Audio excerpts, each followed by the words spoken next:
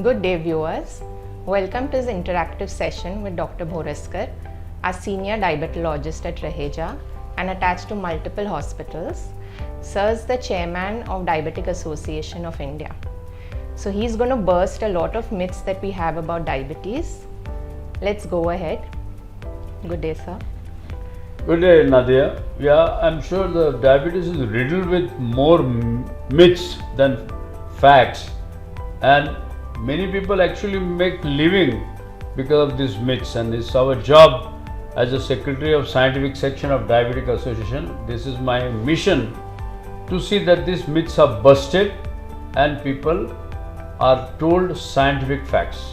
The first myth that we have is a lot of sugar intake when we are children pushes us towards diabetes. The enmity against sugar is very simple. The sugar is high because if you take too much sugar, your blood sugar will go up. It's logical. But the point is, the blame that sugar has got as if it is some kind of poison, this is unnecessary.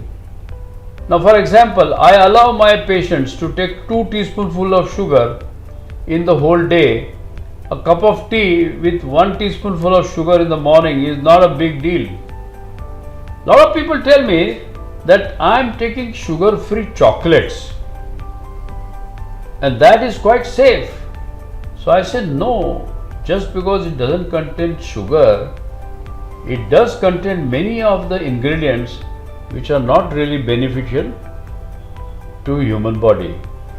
One of them is sorbitol, some of the alcohols and some of the fats which can be actually more dangerous than the sugar itself. So this is a very big myth and we have to bust it. Right, sir. Another myth that we have is mango season around. So people say diabetics cannot eat mango. Is that true, sir? Now this is a very, very sad myth. Now let me tell you the story of mango. Mango is created by God. Mango is created by God for man. What is created by God is beneficial. What is created by man is harmful. And this is one example.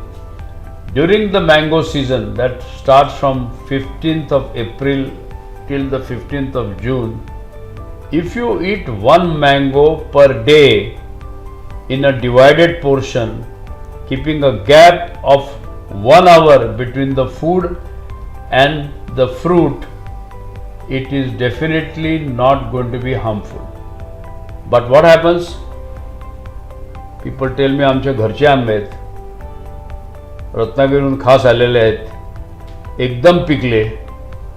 मग म्हटलं काय केलं? मग आम्ही 6 खाल्ले. घरचे आंबे लोकांना कसे देणार? This is wrong. If you have got mangoes all ripe at the same time, distribute it to the whole building or to the whole lane. You are doing some punya karma, but don't take this as a mission to finish it in one go. That is detrimental. मराठीत म्हण आहे, ऊस गोड लागला म्हणून मुळापासून खाऊ नये. Intermittent fasting. Most of patients think intermittent fasting is a good way to diet, and because of that your sugars are under control and the diabetes doesn't shoot up. So is intermittent fasting better or is eating every 2 to 3 hours? But people who are diabetics and who are on drugs like metformin and over a period of time who are habituated to eat small frequent feeds. A person who is a diabetic for about 10-20 years, the stomach size shrinks to 200 to 250 ml. So when the stomach size shrinks to 250 ml, you cannot possibly eat 1 liter of food at one time. You need to eat frequently, every 3 hours, 4 hours, because stomach is empty and it produces counter-regulatory hormone, which are anti-insulin hormones, which make you feel hungry, uneasy, and therefore in certain diabetics, I do not recommend intermittent fasting. In certain obese people whose stomach size has not decreased, they can still try it and they get benefit of a weight loss. Right, sir. But whatever stuntbaji you do it under your doctor's supervision. Don't do it on your own.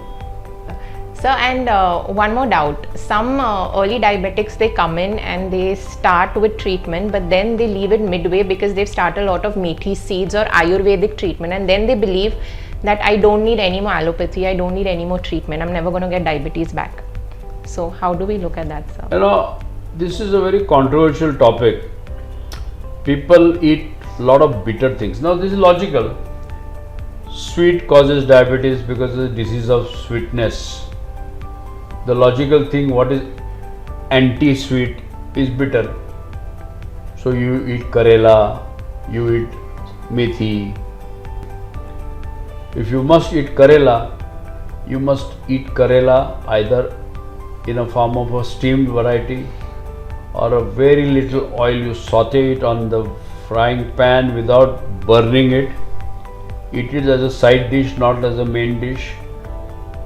About its beneficial effect and its ingredients as an anti-diabetic property, there are a lot of controversial reports, and particularly Ayurveda is an ancient subject, 3000-year-old. I am not a person who is competent to talk about it because I have no experience or study of Ayurveda, and I would not like to belittle our ancient study of Hindus. It has a definite role. Germany has opened the doors for Ayurveda and there is a lot of study. But at this point in time, I cannot really say whether Ayurveda will replace allopathy, because in allopathy you do 10,000 patients, volunteers, and see the double-blind crossover studies and see the effect of the drug. Such kind of a data is not robust enough to support any Ayurvedic product, but I don't want to belittle our ancient science, so I would like to leave it at here only. Right, sir. So, my last question. When we start insulin for some patients intra-op, most of the patients feel that they are going to continue lifelong on insulin, so they refuse. So, is that a belief, right belief to have? No, I always tell my patients, look here, when you are having a business and you are having a bad time, you go to the bank and borrow money for a short-term loan and return the money. You are not a perpetual beggar. Similarly, this is a situation where there is an acute shortage of insulin in your body because of stress level is high. Surgical stress can increase the insulin requirement. That's why we are borrowing it from outside to tide over the crisis. Once the crisis is over, your insulin requirement will go down and we will be able to put you back on tablets or a diet, and by then if you lose another 10 kilos of weight, you may not need any treatment. So with that sugar talk of mine, sugar coated pill, many of the patients, they are willing to take insulin because they know the benefits of insulin.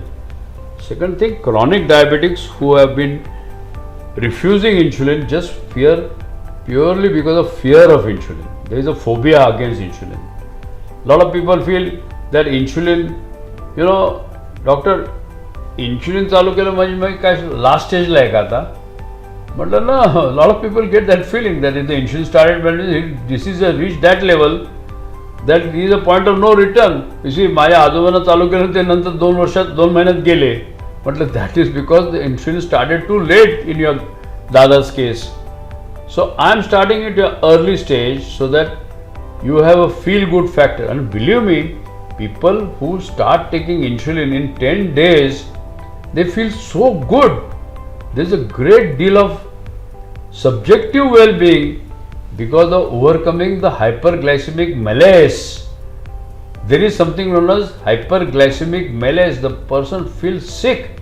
After reversal of that, the patient feels energetic, he gets some muscle pains and aches have gone, he feels enthusiastic, he looks positively to the life, and many people benefit. They don't look this as some kind of a panvati in his life or some kind of a मागच्या जन्मीचं पाप होतं ना म्हणून आम्हाला घ्यावं लागतं. Nothing of those thoughts are short-lived, but if you encourage them, and many of them can actually postpone their complications related to diabetes, kidney or eye if they take insulin in time.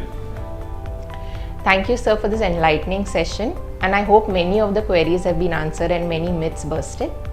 Thank you.